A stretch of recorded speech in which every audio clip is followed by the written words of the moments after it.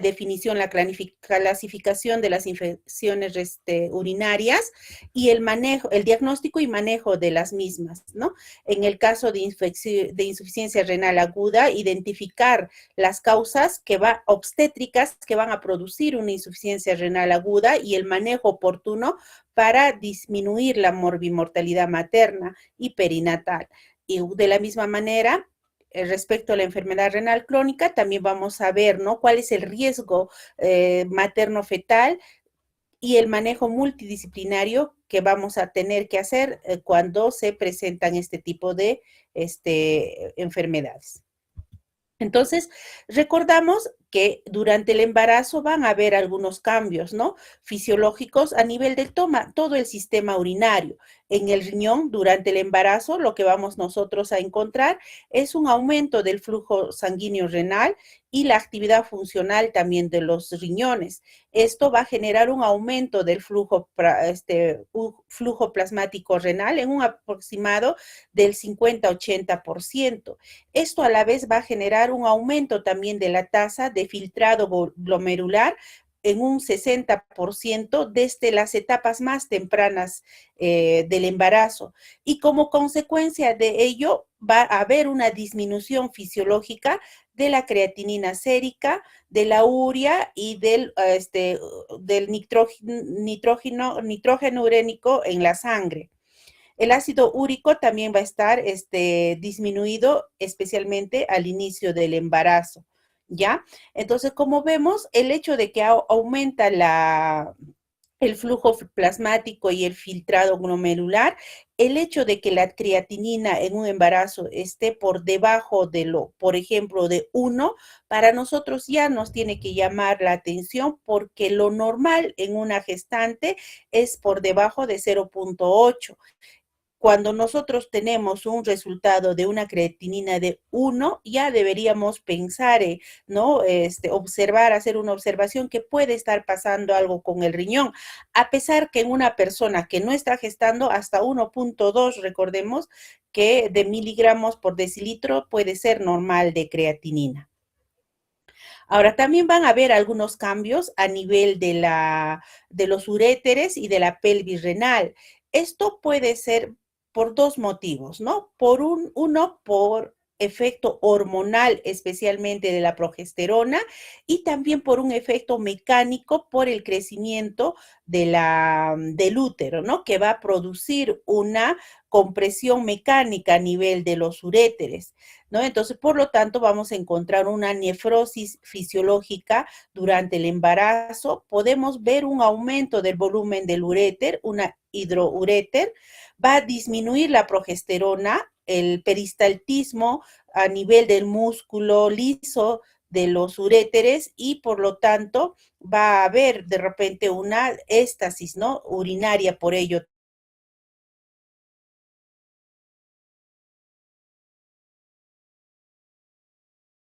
A nivel de los uréteres, especialmente del lado derecho, y esto se produce, y eso va a generar una hidronefrosis mayor en el riñón derecho, y esto se produce por el crecimiento del útero y una dextrorrotación fisiológica que va a hacer mayor compresión a este nivel, ¿no? Por eso que el riñón derecho puede verse un poco más aumentado respecto al izquierdo. También existen algunos cambios a nivel de la vejiga, ¿no? Va a aumentar una vascularización vesical, disminuye el tono muscular, lo que va a aumentar la capacidad vesical, un crecimiento o aumento de la cantidad de orina en las pacientes. El crecimiento del útero también va a modificar la posición de la vejiga, que va a generar, por ejemplo, la polaquiuria que tienen las pacientes, ¿no?, especialmente al inicio del embarazo y también al final del embarazo, ¿no? Entonces va a haber una compresión mecánica del útero hacia la vejiga. Ahora, respecto a la orina, el hecho de que haya mayor tasa de filtración glomerular va a producir mayor carga de filtración de algunas sustancias, ¿no? por ejemplo, la glucosa. Vamos a encontrar una glucosuria fisiológica por aumento de la filtración de glucosa y los cambios en la reabsorción tubular. Podemos tener una proteinuria leve que puede ser fisiológica, pero siempre tener cuidado en hacer una diferenciación ante una proteinuria patológica, ¿no? Mayor predisposición a bacteriuria asintomática por la éstasis urinaria o la dilatación de los uréteres. También eh, vamos a encontrar algunas alteraciones a nivel de los cambios ácido-base y electrolitos, ¿no? Es por la modificación de la función tubular. Vamos a encontrar un aumento de la alcalosis respiratoria, perdón, un aumento de la excreción renal de bicarbonato que va a contribuir a la alcalosis respiratoria compensada que es propia del embarazo.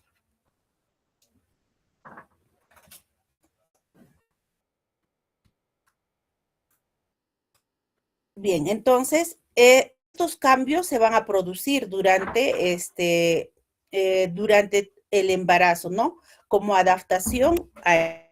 Entonces, ya entrando a lo que es la infección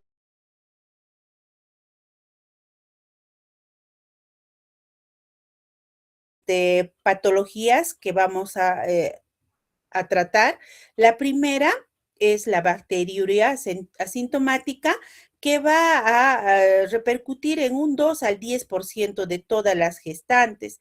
Y esta se va a hacer el diagnóstico mediante el urocultivo, porque recuerden, esta patología no tiene síntomas, ¿no? Entonces, vamos a encontrar en urocultivos positivos más de 100 unidades formadoras de colonias, ¿no? Y por lo tanto, el tamizaje, de acuerdo a las normas, a las guías de práctica clínica, se debe realizar en el primer trimestre, generalmente, un urocultivo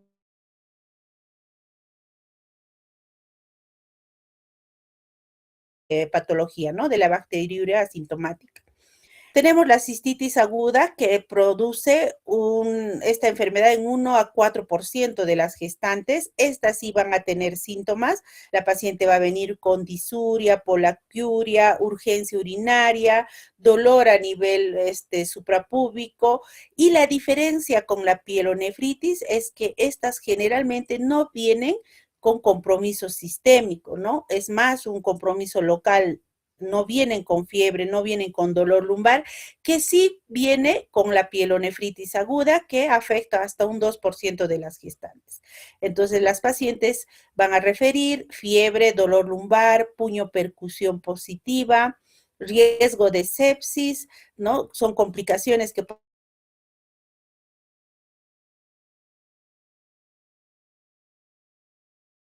unos son factores de riesgo que condicionan el parto de neonatal.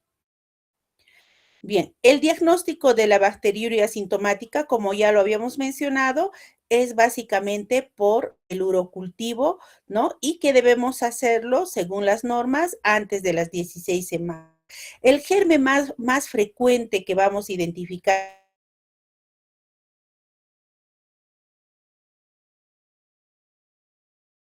los resultados es para la E. coli, también tenemos la Klebsiella, el Proteus y el Streptococcus agalactiae, ¿no?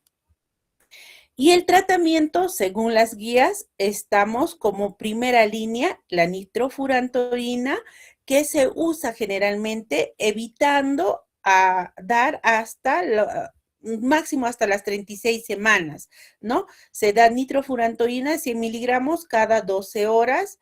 Podemos usar la cefalexina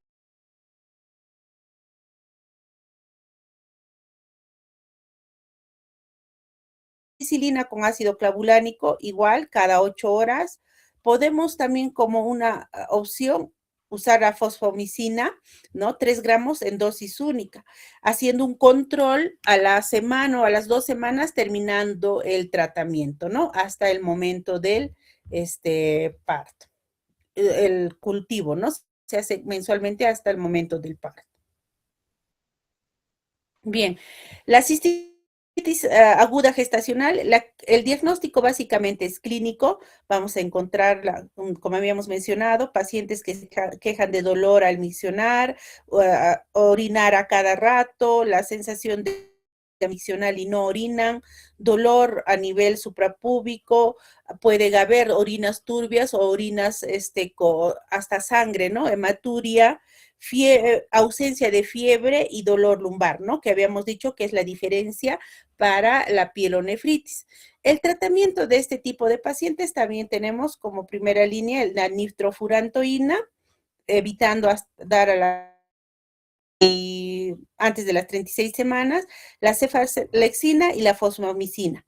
En este tipo de infecciones, por ejemplo, en pacientes no gestantes podemos usar la ciprofloxacina, podemos usar el sulfametoxazol, pero estos dos medicamentos están contraindicados en el embarazo, ¿ya? Eh, en el embarazo, el Bactrim, que lo conocemos como Bactrim, o la ciprofloxacina, no están contraindicados, no usamos estos medicamentos. La pielonefritis aguda, ¿no? Hay que considerarlo como una urgencia hospitalaria, ¿no? Una urgencia obstétrica. Siempre y cuando la paciente esté estable, ¿no? Esté compensada, los síntomas no sean muy graves, la paciente puede ser manejada de manera ambulatoria. Pero si la paciente presenta fiebre, malestar, ya hay algún signo de que pueda complicarse con alguna sepsis, el manejo siempre es hospitalario, ¿no? Entonces, el diagnóstico vamos a hacerlo por la clínica con pacientes que vienen con fiebre mayor a 38 grados, con escalofríos, dolor a nivel de lumbar con puño percusión positiva, puede estar acompañada de náuseas, vómitos, malestar, no puede haber antecedentes de haber tenido cistitis previa y generalmente esto hemos visto más en pacientes en el segundo y tercer trimestre del embarazo, ¿no? Las complicaciones de estas, como habíamos dicho, es la sepsis, el shock séptico, que van a condicionar a un parto pretérmino, bajo peso al nacer, síndrome de dificultad respiratoria y anemia. El manejo en el hospital hacemos básicamente con hidratación, control de signos vitales y el bienestar y control o monitoreo materno-fetal. Al inicio, cuando llegan las pacientes, se debe tomar una muestra para urocultivo e iniciar inmediatamente un antibiótico empírico. ¿Qué quiere decir esto? Que el urocultivo son 3 días que demora el resultado. ¿No? Generalmente.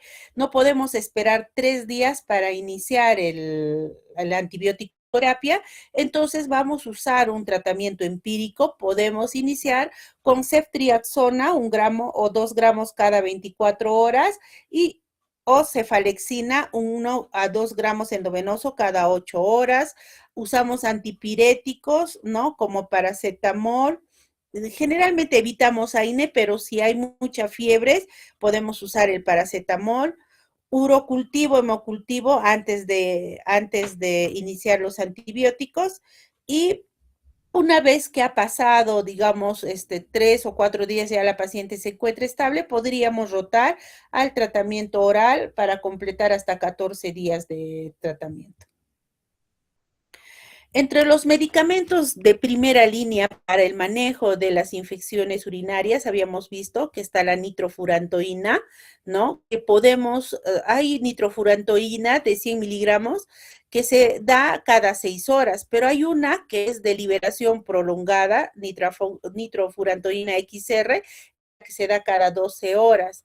Esta se evita dar después de las 36 semanas por posibilidad de que genere hemólisis neonatal y eso por ello está contraindicada, ¿no? Inclusive cuando la paciente tiene una tasa de filtración glomerular menor a 45 ml por minuto. Las alternativas habíamos visto la fosfomicina, la cefalexina, la amoxicilina más ácido clavulánico y evitamos lo que habíamos mencionado, el sulfametoxazol porque podría producir kernicterus en el feto o defectos del tubo neural, y la ciprofloxacina o levofloxacino, que son quinolonas, también están contraindicadas por efecto tóxico a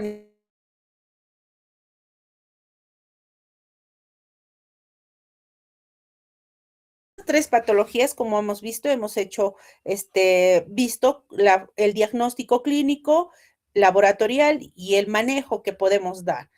Ahora, las otras patologías que también se pueden presentar durante el embarazo son la insuficiencia renal aguda, ¿no?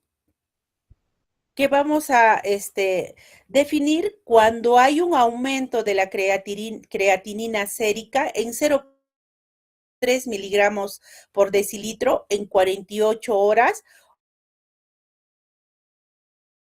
a 1,5 al valor basal en 7 días, o que la paciente hay kilogramo por hora en 6 horas.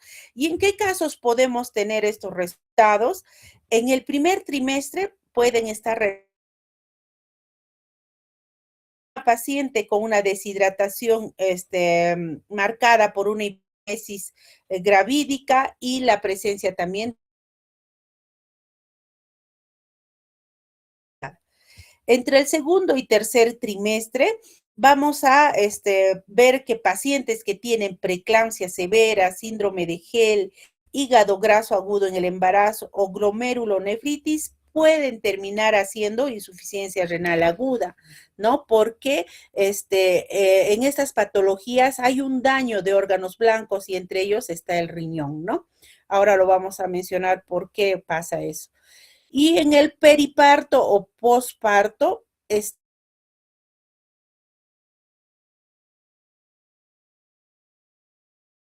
con necrosis tubular, la sepsis puerperal y embolia de líquido amniótico, ¿no? Felizmente en el hospital porque es una complicación muy seria, ¿no? Del embarazo. Bien, entonces, estas complicaciones obstétricas, ¿por qué generan una insuficiencia renal en una gestante, no? En la preeclampsia severa, la preeclampsia, recuerde que hay un daño a nivel endotelial, un daño a nivel vascular, que va a producir un vasoespasmo renal. Este vasoespasmo produce lesión endotelial y puede hacer que haya una necrosis tubular aguda, lo que va a disminuir pues la volemia a nivel renal, y entonces esa va a ser una de las causas del inicio de una insuficiencia renal aguda. En la hemorragia obstétrica igual, la hipoperfusión renal por shock hipovolémico tras un sangrado puede llevar a una necrosis tubular y cortical aguda, ¿no?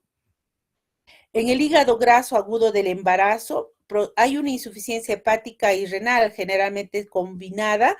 Esto se presenta en el trimestre del embarazo y hay una también alta mortalidad si no se trata. No es un caso también de los raros que se presentan generalmente en las pacientes, ¿no? Pero debemos tomarlo en cuenta.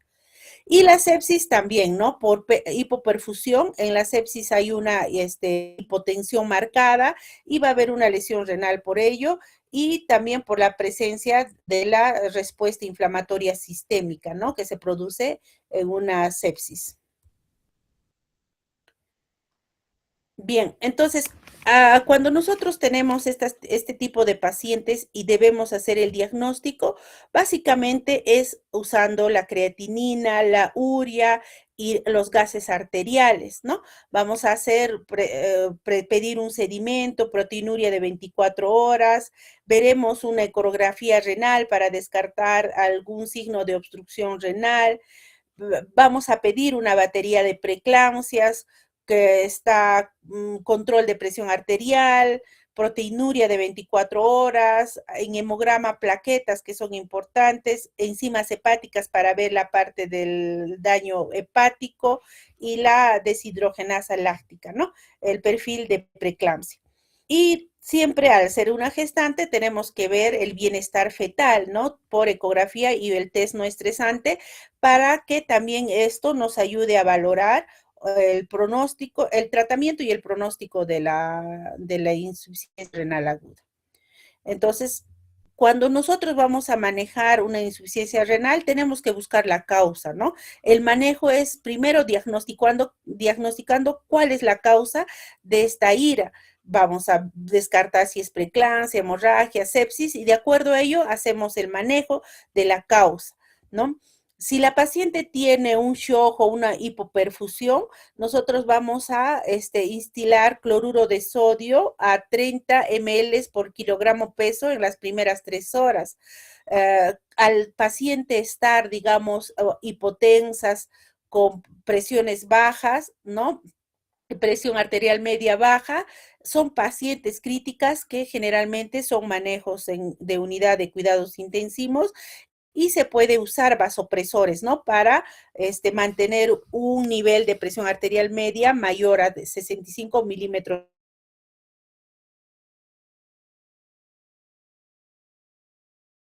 El uso de diuréticos, ¿no? Salvo que haya una sobrecarga evidente y no haya una diuresis adecuada, podríamos forzar diuréticos, ¿no? Por eso el manejo hidroelectrolítico en estas pacientes es importante. Debemos suspender todo tipo de medicamentos que puedan dañar el riñón, si es necesario a la función renal. Es necesario de repente la terapia de reemplazo renal según la evaluación clínica individualizada. No hay un umbral fijo de creatinina. A esto nos referimos al hecho de la necesidad de diario de pacientes, ¿no? Esto depende de cada paciente. Y también la interrupción del embarazo va a depender mucho de la edad gestacional y de la gravedad del estado de la madre, ¿no? Si es una paciente crítica, séptica y digamos, comprometiendo su vida y el bebé puede salir y de repente atenderlo fuera del vientre, también se termina el embarazo, ¿no? Ahora, respecto a la enfermedad renal crónica,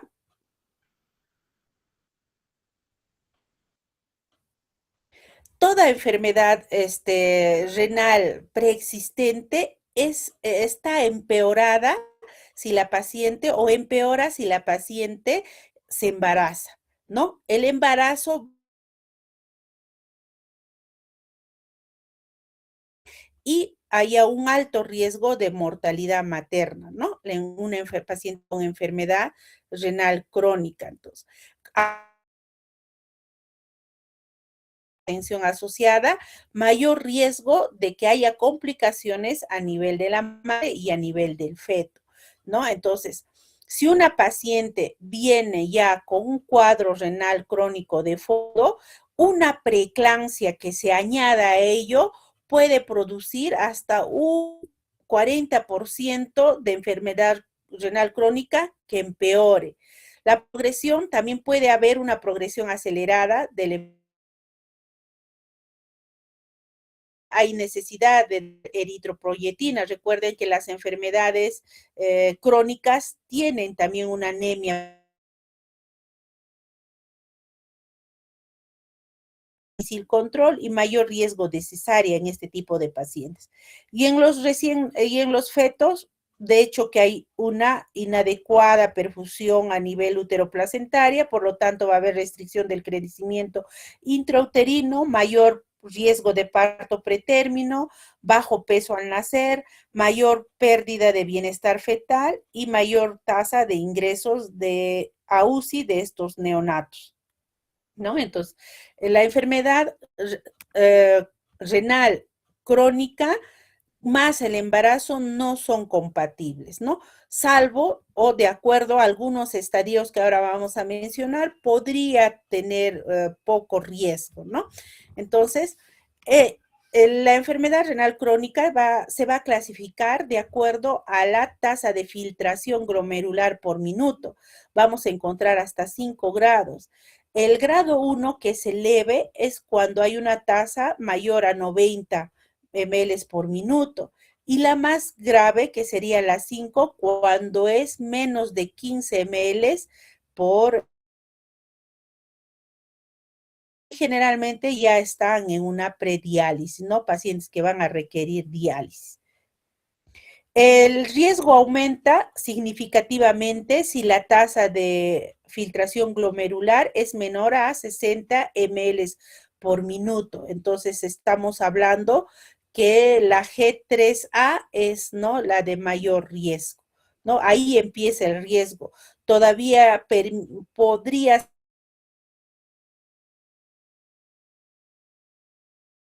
hasta en 3 el estadio, es mayor riesgo de que se complique la mamá y el bebé. Entonces aquí vemos, ¿no? De acuerdo a la estadificación, ¿no? El estadio 1 y 2 tienen un buen pronóstico porque la tasa de filtración es mayor a 60%, pero es necesario la vigilancia para evitar o diagnosticar una preeclampsia y también el crecimiento del feto. El estadio 3, que ya tiene una tasa de filtración de 30 a 59, tiene un riesgo aumentado de que haga prematuridad o que haga preeclampsia, ¿no? Entonces, el manejo es conjunto con nefrología y obstetricia. Y en las dos últimas estadios, que son 4 y 5, ¿no? En el que la tasa de filtración glomerular es menor a 30 ml por minuto, necesariamente estas pacientes tienen que ser tratadas en centros de tercer nivel, que haya diálisis, y ahí vemos más el estado materno, ¿no? Entonces, ¿cuáles son para el embarazo en una paciente, ¿no?, que tiene ya de fondo una enfermedad renal crónica? Ahora 1.4, 1.5 es mayor riesgo, ¿no? Si en una proteinuria de 24 horas vemos más de 1 gramo en 24, que haya una hipertensión arterial no controlada, los estadios del 3 a 5, una enfermedad glomerular activa, ¿no? Es de muy mal pronóstico en una paciente gestante, ¿no? Y si la creatinina es mayor a 2 miligramos, el riesgo de progresión a una enfermedad terminal es muy, muy alto. Entonces, cuando ustedes estén en un centro de salud de primer nivel, pueden considerar estos síntomas como signos de alarma para poder referir a una paciente. La fiebre y el dolor lumbar, que nos puede hacer sospechar de una pielonefritis, necesita, como hemos dicho, en la mayor parte de los casos, un manejo hospitalario. La presencia de hipertensión más proteinuria, que podemos nosotros diagnosticar con ello preeclampsia, pero también podemos ver que podemos pensar que puede ser una hipertensión no sobreagregada. Entonces ahí es necesario evaluar la función renal y hepática. La elevación de la creatinina por cualquier motivo también es un signo de alarma, y la función renal severa, ¿no? Referir inmediatamente a un centro de mayor nivel. Entonces, como hemos visto, una enfermedad renal no es compatible con el embarazo.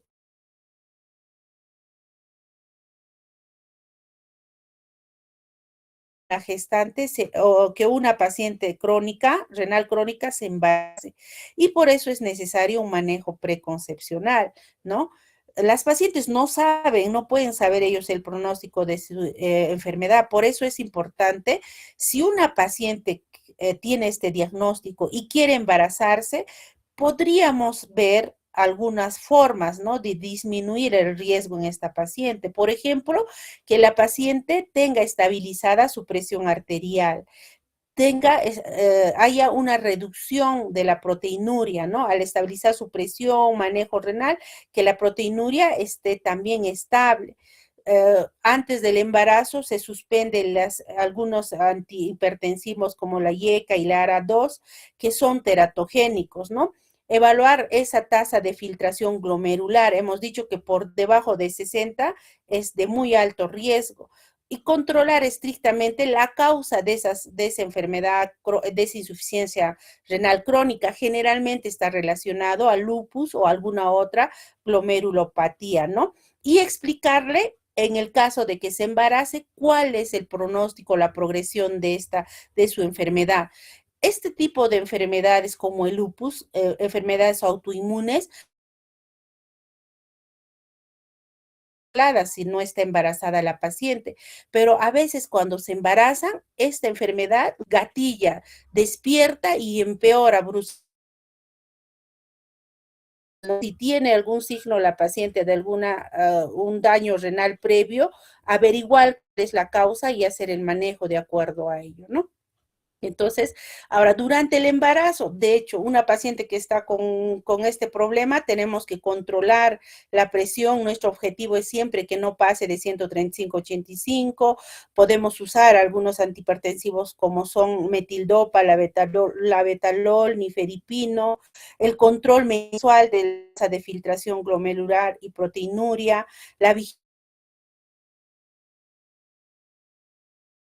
control ecográfico constante, ¿no? Mensualmente para ver el crecimiento, la progresión del crecimiento del feto, hacer el perfil biofísico también y vigilancia del líquido amniótico por ecografía. Que de repente está gestando y necesita diálisis, ¿no? El embarazo no evita una diálisis, se puede hacer diálisis en un embarazo. Es mejor la hemodiálisis que una diálisis, que una diálisis peritoneal, ¿no? Entonces, de hecho, en esto tenemos que incrementar la diálisis de 5 a 6 sesiones por semana, cuyo objetivo es que el boom sea menor a 50 miligramos por decilitro. En estas pacientes se va a necesitar el uso de la eritropoyetina, control estricto de volumen, aporte adecuado de es con manejo de nefrología, ¿no? Eso no es nefrología. Y en pacientes que han tenido trasplantes renales, mujeres que han tenido trasplantes renales, se recomienda esperar un año, ¿no? Post-trasplante para poder embarazarse, siempre y cuando la creatinina sea menor a 1.5 miligramos por decilitro, ¿no? Que esté con una inmunosupresión segura y evitemos el uso que son teratogénicos como el micofenolato.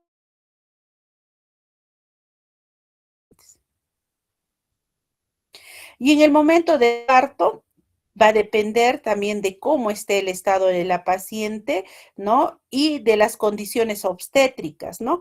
Generalmente buscamos que llegue a las 37 semanas a término y para ver el término del embarazo. Sin embargo, si es antes de las 37 semanas se presenta una preeclampsia severa,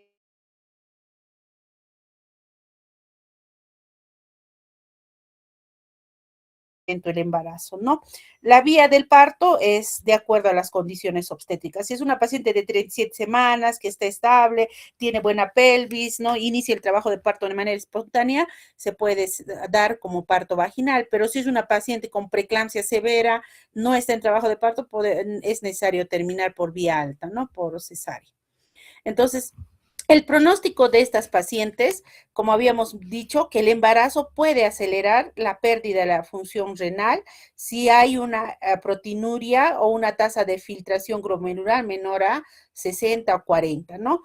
El mejor pronóstico de esta patología es cuando está en el estadio 1-2. Entonces, ¿en qué casos se indica diálisis en el embarazo? Igual que en las pacientes no gestantes, cuando hay una acidosis severa, cuando hay una hiperpotasemia refractaria, cuando hay una sobrecarga de volumen porque no orina la paciente, o cuando hay signos de encefalopatía o pericarditis por una uremia, ¿no? Hemodiálisis, como habíamos mencionado, es más segura en el embarazo que la diálisis peritoneal. Entonces, como conclusión, vemos que el embarazo va a modificar la fisiología renal, de la paciente, aumentando la susceptibilidad a algunas infecciones, como las infecciones urinarias. La bacteriuria asintomática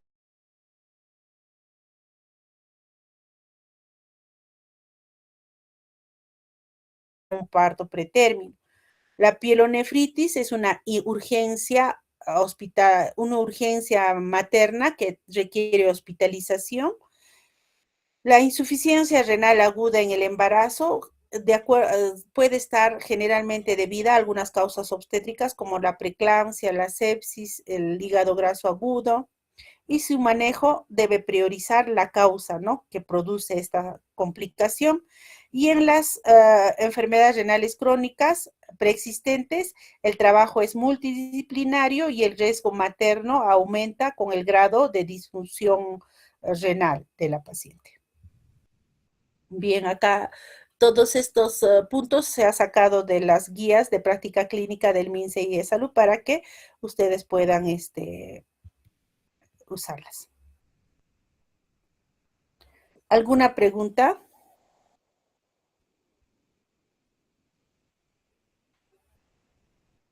Creo que no hay preguntas del auditorio, doctora.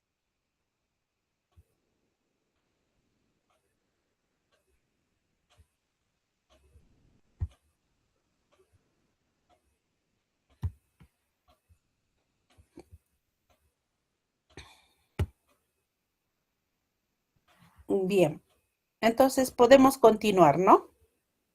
Sí, doctora, por favor. Vamos a tocar un tema interesante que, si bien se van tomando durante los últimos años y por los controles prenatales, ¿no? No se ven frecuentemente, ¿no? Es necesario conocerlo para mantener los índices bajos de complicaciones del embarazo, que son las malformaciones congénitas, ¿ya? Vamos a ver la clasificación, la correlación clínica, ¿no? Que van a ayudarlos a ustedes para poder hacer el manejo, ¿no? Primero vamos a definir qué es una malformación. Es una anomalía morfológica de un órgano, de parte de un órgano o un segmento corporal,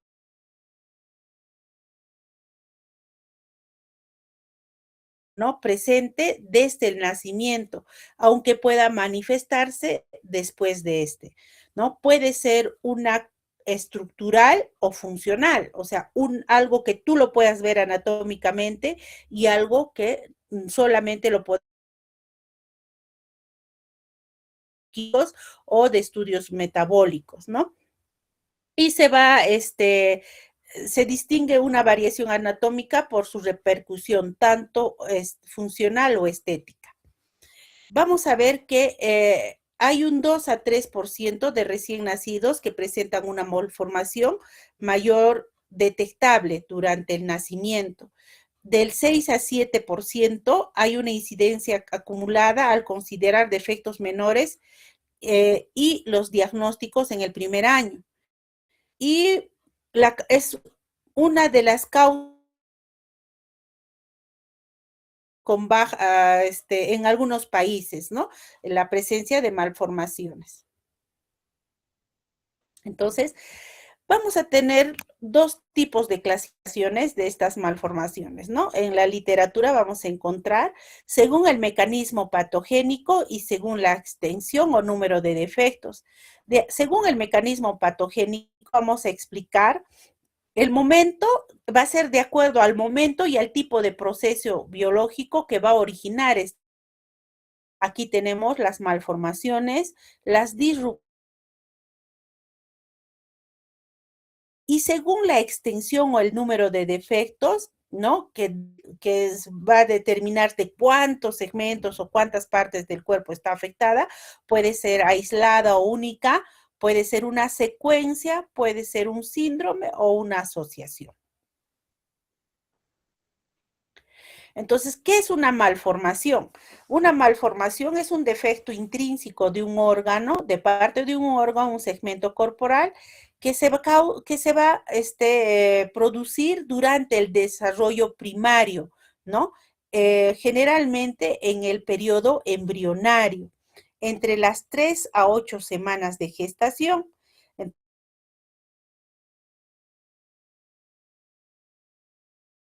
De manera normal, no hubo tejido sano previo que luego se dañe, ¿no? O sea, esta es una formación desde el momento de la embriogénesis, ¿no? O organogénesis. Ejemplos, vemos el labio y la paladar hendido, que es la falta de la fusión de los procesos faciales embrionarios que se dan entre las 5 y 8 semanas. La polidactilia o la sindactilia, que es una alteración en la señalización de la placa de la mano o del pie durante la diferenciación, y las cardiopatías congénitas, brazos grandes, y de la tetralogía de Fallot. Entonces, se produce desde el momento de su organogénesis. La disrupción, al contrario de lo otro, es una alteración de la forma de un órgano, de la parte de un órgano, del segmento corporal que ya estaba formado y que va a resultar de la destrucción secundaria del tejido que se había formado inicialmente con normalidad. Esto se produce generalmente en el periodo fetal, ¿no? Ya después de que se ha formado la organogénesis o ha pasado la organogénesis, se presenta este tipo de alteraciones, ¿no? Eh, ¿En qué momento se presenta esto? Ya cuando el feto está en el periodo. A diferencia de la malformación, el tejido sí era normal, pero fue dañado por un factor externo. Puede ser vascular, mecánico o infeccioso. Por ejemplo, el síndrome de las bridas amnióticas, ¿no? Las bandas fibrosas del amnio pueden producir amputación de algunas partes, segmentos del cuerpo del feto. La poren secundaria a un accidente vascular fetal. La atresia intestinal, que es la interrupción de la luz dentro del útero, ¿no? Estos son ejemplos de disrupciones, ¿no? De partes del cuerpo que estaban formados, pero se dan después de la organogénesis. De la forma, el contorno, la posición de alguna parte del cuerpo que estaba ya formada correctamente, pero por causas externas aplican de manera prolongada, pueden producir este tipo de daños trimestre del embarazo, ¿no? Y como habíamos mencionado, es básicamente por un problema biomecánico. Ejemplo, el pie equino varopostural por compresión intrauterina cuando generalmente hay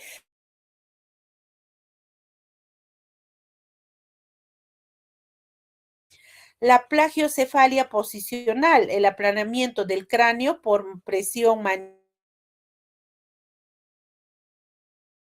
la luxación congénita de caderas, ¿no? Muchas veces está relacionada a la presentación podálica o al oligohidramnios también en el embarazo, ¿no? Eso produce deformación de partes que están formadas, ¿no? Pero que por acción mecánica pueden cambiar su morfología. Anormal de las células en un tejido y su resultado morfológico defectuoso, ¿no? Actúa en forma continua durante toda la gestación y a menudo después del nacimiento, por lo que puede tener un efecto tanto generalizado o sistémico. Entonces, aquí va a haber una afección a nivel celular y sus manifestaciones pueden ser múltiples y simétricas, por ejemplo, en todo el esqueleto. A ver, ¿qué tipos de malformaciones en la clase de displasia podemos ver? Por ejemplo, la condroplasia, ¿no? Es una displasia esquelética por mutación de un gen que afecta al cartílago de crecimiento. La osteogénesis imperfecta, que es una displasia ya también de un tipo de colágeno que va a generar una fragilidad ósea a nivel general. Y una displasia renal multiquística que va a mostrar una diferenciación anómala del tejido metanéfrico, ¿no? A nivel renal. Entonces, estos son algunos ejemplos de displasia. Entonces, acá vemos, por ejemplo, deformación, que es en estos estamos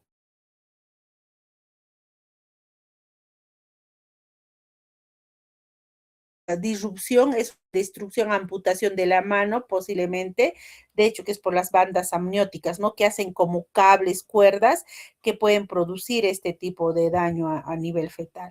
Esto es una displasia, la presencia de un hemangioma, ¿no? En la cara del bebé. Y algunas malformaciones severas como la anencefalia, ¿no? Sabemos que es una malformación desde la organogénesis, ¿no? Por eso no presenta cerebro el bebé. Entonces,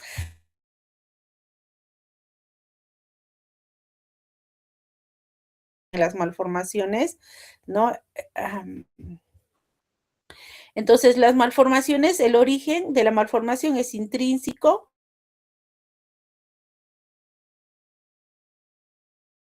por causa externa y la displasia también por algo intrínseco, ¿no? El momento en que se producen las malformaciones es a nivel embrionario, en la disrupción fetal, la deformación fetal tardío y en la displasia es de manera continua, ¿no? Durante la gestación, inclusive después del nacimiento. Eh, el tejido nunca fue normal. En disrupción el tejido fue previamente normal, igual ¿no? Desde a nivel celular, desde el inicio. ¿Y qué cáncer clínica tiene las malformaciones? Generalmente suele requerir cirugía y es un manejo estructurado. La disrupción es variable dependiendo de la extensión del daño. La deformación frecuentemente es reversible con o sin cirugía, ¿tá? Y la displasia, de hecho, que es un manejo crónico a medida multisistémico, ¿no? Dependiendo del tipo de lesión o displasia que se genera. Ahora, habíamos mencionado que otra clasificación es de acuerdo a si es aislada, ¿no? Vamos a tener la aislada, la secuencia, el síndrome y la asociación. Entonces, el defecto aislado es eso, ¿no? Que hay una sola lesión, una sola malformación sin nada más asociado. Por ejemplo, el labio leporino o una polidactilia pueden ser aisladas, ¿no? Cualquiera de ellas sola se puede presentar. En un síndrome hay un conjunto de anomalías patogénicas, por ejemplo, en el síndrome de Down, ¿no? Ahí puede haber cardiopatías, puede haber problemas a nivel intestinal, ¿no? Entonces, síndrome es un conjunto de anomalías. En una secuencia, un defecto primario puede desencadenar una cascada de una serie de anomalías. Por ejemplo, en la secuencia de Potter por el oligohidramnios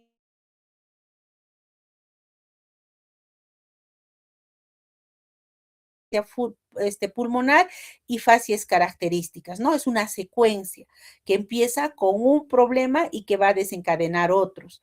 La asociación es la presentación no aleatoria de dos o más anomalías que coexisten con mayor frecuencia de la esperada, pero es por azar, sin una causa única conocida. Por ejemplo, ¿no? Asociación Bactrel, que es ver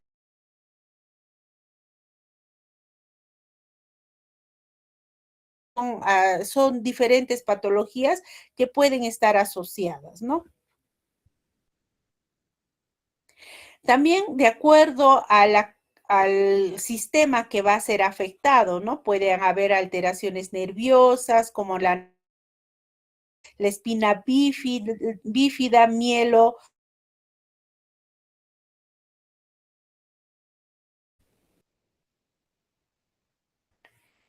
a nivel cardiovascular, la comunicación intraventricular, tetralogía. Perdón un ratito, chicos.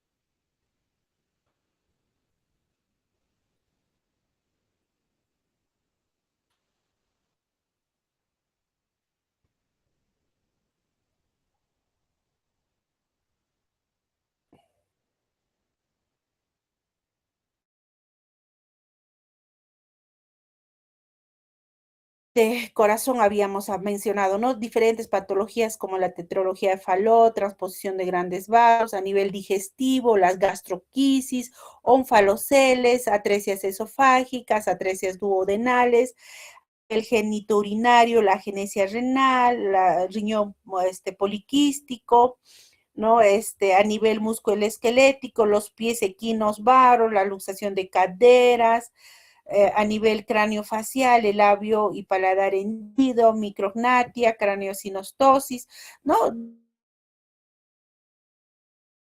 Afectar. Entonces, ¿qué van a originar este tipo de patologías? Todo lo que hemos hablado, generalmente el 50% de estos casos son multifactoriales, ¿no? No ambientales, pueden ser genéticos, ¿no? En lo que son genéticos exclusivamente, tenemos un 25%, ¿no? Está relacionado a algunas anomalías cromosómicas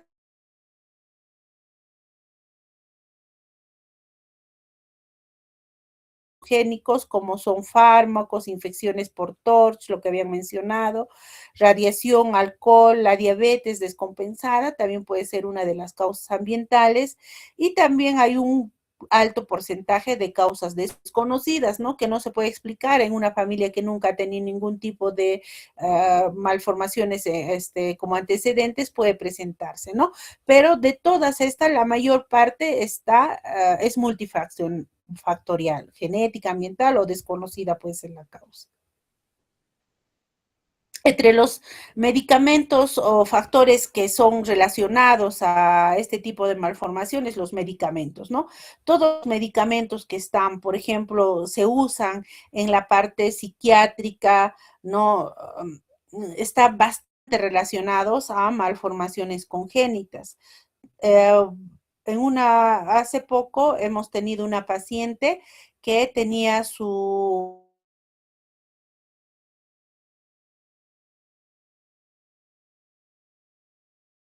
bebé que tenía onfalocele, tenía espina bífida y tenía los brazos muy cortitos, ¿no? Una plasia también tenía.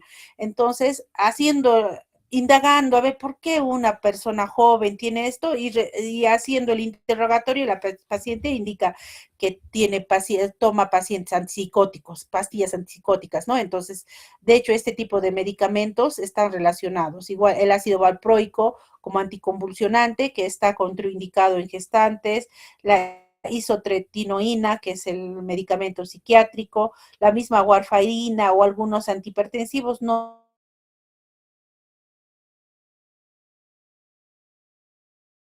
el alcohol, la exposición a radiaciones, el mercurio, el plomo, el tabaco.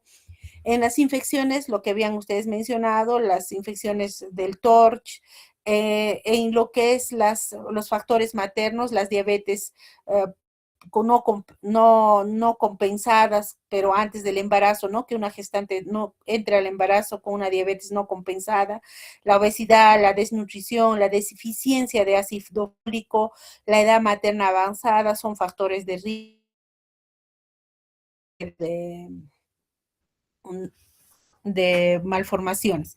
Ahora, ¿cómo hacemos para hacer pues un diagnóstico, no? Siempre es importante el manejo preconcepcional antes de embarazarse. Es una paciente psiquiátrica, antes del embarazo le tenemos que explicar que los medicamentos que toma no son compatibles. Una paciente con diabetes que no toma un tratamiento adecuado, no se le puede aconsejar embarazarse por el riesgo, ¿no? Que va a tener. Entonces, ya una vez, digamos, que se han embarazado, ¿no? En general a las pacientes tenemos que hacer un diagnóstico para disminuir o diagnosticar básicamente.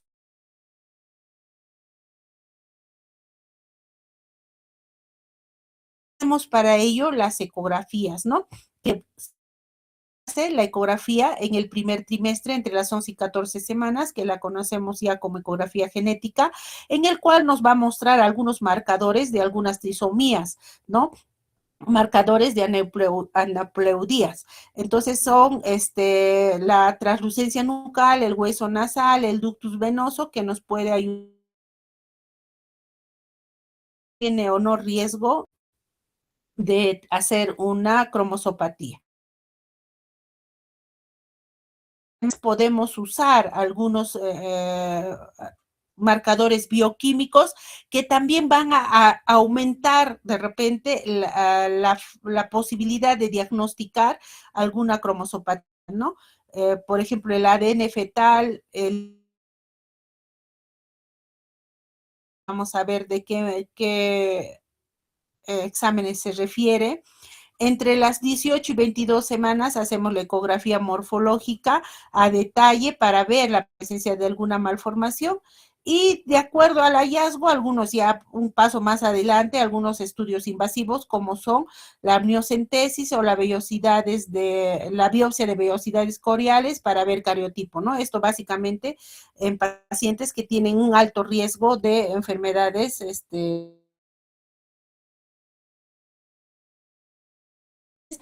en el primer trimestre podríamos nosotros pedir, ¿no? El beta-HCG libre, la proteína APP de la alfa-fetoproteína, el G, el estriol, la inhibina, que son ya puede aumentar la posibilidad de tener, ¿no? Hacer el diagnóstico de una cromosopatía. No se hace de manera rutinaria, pero si la paciente tiene una predisposición, antecedentes de que haya tenido algún tipo digamos, abortos a repetición, niños con alguna malformación, es necesario hacer este tipo de exámenes, ¿no? Para que ayude a mejorar el diagnóstico. Un embrioncito, la translucencia nucal, que de acuerdo a las guías, más de 3 milímetros aumenta el riesgo de que pueda tener un síndrome de Down, ¿no? Así se ve en la ecografía, es la translucencia nucal. Luego vemos el ductus venoso, que es un vaso, ¿no? Que va a llevar parte de la sangre hacia el corazón, hacia el hígado y hacia el corazón. Y estas son las ondas normales y esta es una onda patológica, que es la que vemos, ¿no? En la ecografía del primer trimestre.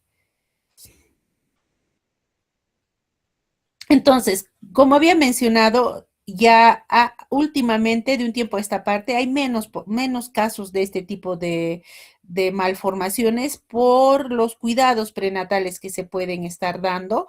Uno de ellos, el uso del ácido fólico preconcepcional y durante el primer trimestre, ¿no? Que va a reducir algunos defectos a nivel del tubo neural específicamente. El control preconcepcional y optimización de las enfermedades crónicas, estamos hablando que diabetes, epilepsia, tenemos que compensarlas para que entre un embarazo compensada, ¿no? Que haya, la paciente tenga, ¿no? Alguna inmunización, vacuna contra la rubiola, contra la varicela, disminuir el uso, hábitos de vida, ¿no? El uso de alcohol, drogas, y consejería genética, ¿no? A pacientes que tienen antecedentes familiares de abortos a repetición o malformaciones, tienen que hacer ellos consulta genética para ver cuál es la causa, ¿no? De esos problemas. Entonces hacemos las ecografías entre las 11 y 14 semanas, una ecografía entre las 20 y 24 semanas, los marcadores séricos que habíamos mencionado, fetal libre en sangre materna, eso tampoco no es usual, pero no, en algunos casos se puede, como las biopsias, ¿no? La amniocentesis. Entonces,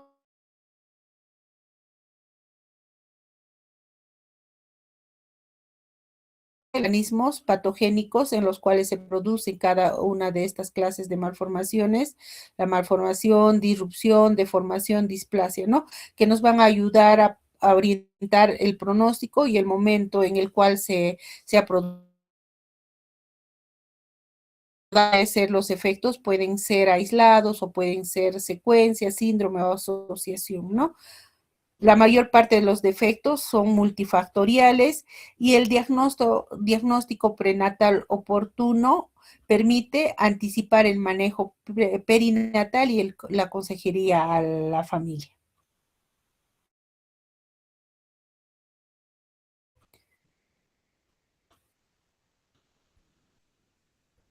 Y algo cortito, que es el óbito fetal, que es necesario también conocer. ¿Ya? Entonces, ¿qué es el óbito fetal? Es la muerte del producto de la concepción antes de su expulsión y que tenga menos, esté por encima de las 20 a 22 semanas o que tenga un peso mayor a 500 gramos, independiente del momento en el que haya pasado, ¿no? Independientemente de la duración de su embarazo, de la edad gestacional, el óbito fetal. Entonces, podemos clasificarlo como óbito fetal temprano, que es el que se produce antes del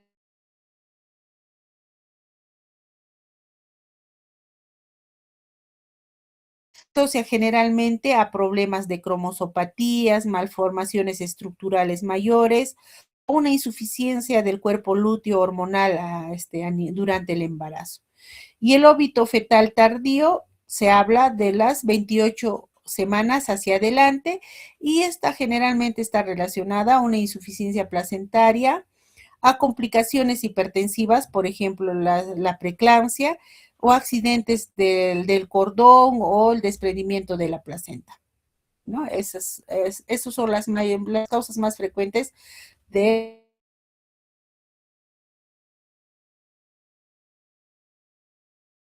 causas. En algunos estudios se ha visto que va a variar también de acuerdo a la población, ¿no?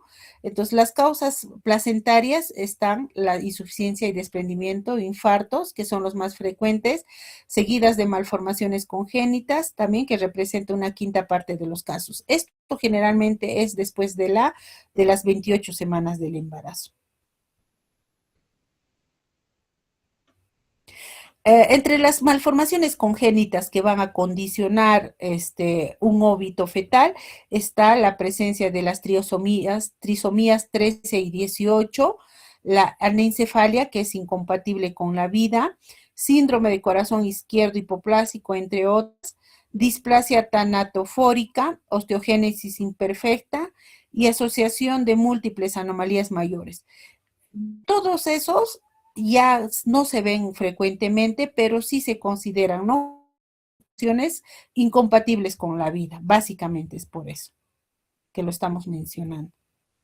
Entonces, cuando nosotros hacemos un diagnóstico, ¿cómo hacemos un diagnóstico de un óbito fetal? Generalmente las pacientes vienen e indican que sienten que el bebé no se mueve, que como se movía normalmente, o que buen tiempo su barriga no ha crecido, ¿no? Entonces, esos son los síntomas o signos por los cuales generalmente la paciente acude al hospital.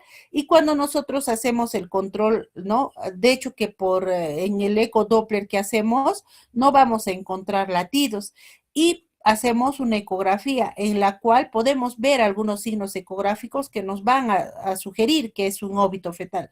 Lo principal es la ausencia de la actividad cardíaca, ¿no? Que lo vamos a confirmar por la ausencia de latidos. Podemos encontrar algunos otros signos, como el signo de Spalding, que es el cabalgamiento de los huesos del cráneo, ¿no? Por la licuefacción de los tejidos. El signo de Robert, que es la presencia de gas fetal, generalmente en grandes vasos, en el corazón o en el esqueleto se va a ver, ¿no?, algunos signos de gas. El halo pericraneal y edema cutáneo, ¿no? Hay un edema, hay una maceración del feto y se puede encontrar doble contorno a nivel del cráneo por la maceración y desprendimiento inclusive de la piel, ¿no? De las partes del huesito. Entonces, una vez que hemos confirmado el diagnóstico, hecho el diagnóstico del óbito fetal, ¿no? por ecografía o por al examen físico, debemos comunicar a los familiares siempre con mucha cautela, ¿no? Y con mucho tino, porque recuerden que ellos van a entrar en un duelo obstétrico. Entonces, se comunica a los familiares lo que se ha encontrado, se hace luego una evaluación materna para ver el tiempo de óbito fetal, porque el óbito fetal puede condicionar a una complicación que es la coagulación intravascular diseminada. Pero también tenemos que hacer el diagnóstico de por qué se ha producido ese óbito. Puede ser que la paciente esté con preeclampsia, puede haber de repente un accidente, un golpe, algo que ha producido un desprendimiento de la placenta, la presencia de alguna infección que de repente tiene la paciente, que también puede ser para hacer el manejo, ¿no? Y una vez hecho el manejo de estas posibles causas del óbito, terminamos el embarazo, ¿no? Como dependiendo del estado de la paciente, el estado físico, emocional, podríamos tomar en cuenta una inducción de trabajo de parto con misoprostol, oxitocina, ¿no? O terminar ¿cómo se llama? El embarazo por vía alta, ¿no? Por una cesárea. Si las condiciones obstétricas no se dan, podemos hacer una cesárea. Respecto al estudio etiológico, es necesario, ¿no? Cuando ya hay bastantes causas o bastantes antecedentes en una paciente, podríamos pedir un cariotipo fetal. Tenemos médico genetista en la mayor parte de los hospitales, ¿no? Cariotipo fetal, se puede hacer una autopsia, el estudio de la placenta y el estudio de la sangre, ¿no? Tanto materna como del papá, ¿no? Para ver la causa, ¿no? Si es alguna malformación. Y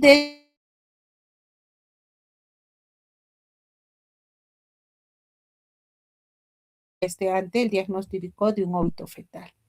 Entonces, siempre es necesario la prevención, ¿no? Prevenimos con la suplementación de ácido fólico, con controles prenatales periódicos, precoz y periódico, control de la glucosa preconcepcional y durante el embarazo, con las baterías de gestantes durante el embarazo. Evitamos algunos factores de riesgo como el uso de medicamentos teratogénicos, la vacunación y la inmunización, ¿no? O inmunización y consejería genética en pacientes que ya han tenido antecedentes de estos, ¿no? De alguna pérdida. Entonces, generalmente las malformaciones congénitas tienen un origen genético, ambiental, multifactorial, que ya lo habíamos mencionado. El diagnóstico prenatal oportuno mediante ecografía y marcadores nos pueden ayudar a manejar bien y tener buen pronóstico en algunos casos. Y el óbito fetal requiere el saber el por qué, ¿no? Para embarazos futuros, y es necesario el uso de ácido fólico y controles prenatales, ¿no? Para reducir los riesgos en este tipo de pacientes. Bien, chicos, igual hemos tomado algunas guías de nacionales internacionales para que podamos hacer el manejo de este tipo de pacientes. Bien. ¿Están ahí? Pero,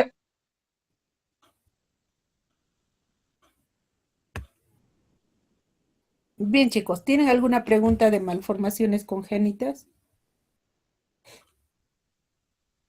Creo que ha sido resumido, hemos tomado palabras claves, las definiciones son bien concretas, entonces creo que no hay mucha duda respecto a esto, que básicamente es lo que nos va a ayudar al manejo, ¿no? En la práctica también en las pacientes.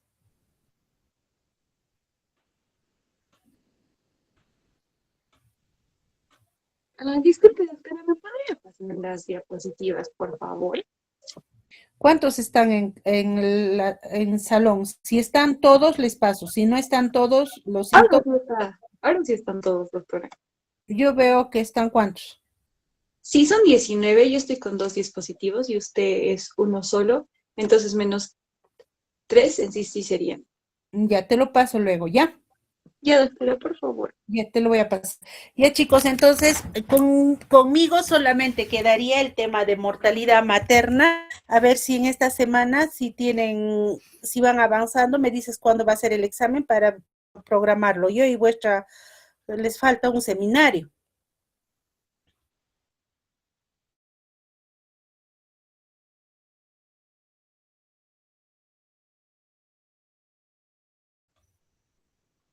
Está bien, doctora. Listo, chicos, entonces hemos avanzado dos temas. Cualquier cosa, ya está, les voy a pasar las diapositivas con Esther y nos vemos hasta la siguiente. Gracias, Gracias, doctora. doctora.